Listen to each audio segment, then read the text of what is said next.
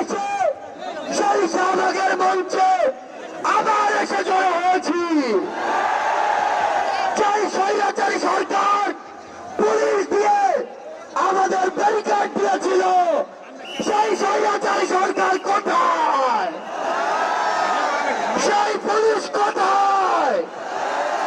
আমরা স্পষ্ট করে বলে দিতে চাই, বাংলাদেশের ছাত্র জনতাকে ব্যারিকেড দিয়ে আটকে দেওয়া সম্ভব নয়। যদি আটকে দিতে চান, গদিতে আগুন জ্বলবে। ওই স্বৈরাচারী সরকার নাকি ভারতে বসে পাল্টা গণঅভ্যুত্থানের চেষ্টা করছে। এর চেয়ে বেশি হাস্যকর আর কি হতে পারে?